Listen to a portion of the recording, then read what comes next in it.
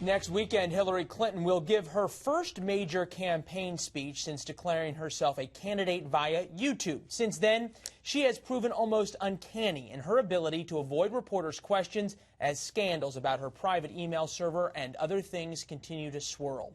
The latest Fox News poll shows 61% of registered voters believe the Clintons used their foundation to sell influence. But when it comes to Democratic primary voters, only 10% are very concerned about the allegations of Hillary Clinton's dishonesty and unethical behavior.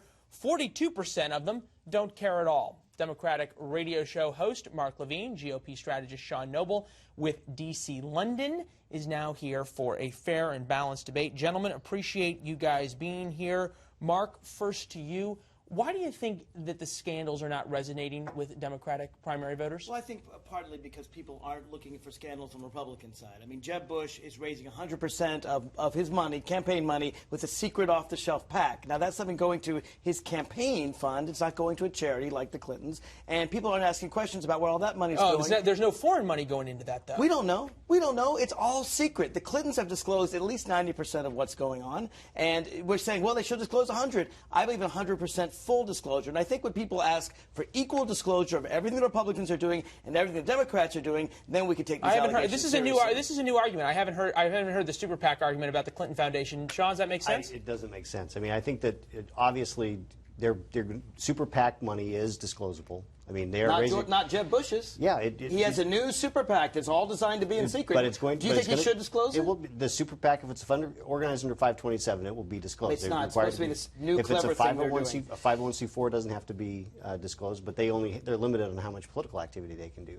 So if it's going to be involved in politics, it's going to be disclosed. That's not going to be an issue. This Clinton Foundation. I mean, this is an issue where Hillary Clinton has a real problem. I mean, when you have 61% of Democrat primary voters, saying, well, we don't think that she's going to be necessarily the one. I mean, conventional wisdom is she's got this thing locked up. Democrat primary voters don't think that. And then if you take even though 10% were, said they were very concerned about dishonesty and unethical, put any concern in that, and it gets to 57%, that's a real problem for her. And I think that that's going to continue to pile Why aren't we seeing Lincoln Chafee, Martin O'Malley, Bernie Sanders, why aren't we seeing these guys just hammering on her? I mean, she's not coming out. She's not fighting back, in part because there's nobody on her side that's attacking her. We have a year and a half before this campaign goes on. There's going to be plenty of time for debate, plenty of time for this is a time that you could see other Democrats really going after her and trying to make some waves and trying to make a name for themselves, and nobody's doing it. Why not? Well, I think Lincoln Chafee is the one that's done it the most. I think he just started, so we're going to see whether that gets traction. I think there's some fear. I mean, the Clintons don't play very nice, I think there's an understanding that she's the clear front runner. It's not like the Republican people race. Just aren't willing to. They're there to shadow box, not for a knockout punch. I think the people are there to bring up a number of issues. Okay. Bernie Sanders has a number of important issues. He's probably not going to get the nomination, but he definitely pulls the heartstrings of a lot of Democrats. I'm glad they're there. As a Democrat, I'm glad they're there. As a Democrat primary voter, though, I really don't think Hillary Clinton's is in much trouble. You are in the minority. 69% of Democratic primary voters don't think it's over. As you pointed out, we're going to move on to the GOP. All right, you got a large horse race in the GOP. I want to show you the latest polling there. Walker 12%. This is a national poll, though, so it doesn't quite count in terms of Iowa, South Carolina, New Hampshire. Bush also at 12%. Carson 11%. Paul 9%. Cruz 8%. A lot of folks were out for the latest cattle call out in Iowa.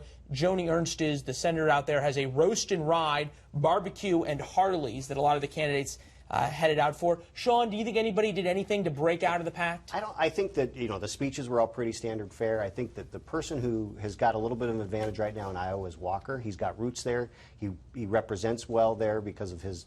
He rides Harleys a lot. He rides Harleys. He was the only one who rode with Joni. I don't think that makes that much difference when it comes to it. But if you look at the reports and what was going on the ground, it was clear that Walker and Rubio were getting the most attention from the grassroots folks at the fair. All right, we're going to have to leave it there. Shockingly, you guys have a lot to say about politics, and we'll have you back to say even more. Sean Noble, Mark Levine, we appreciate it, guys. Thank you, Leland. Thanks. Shannon?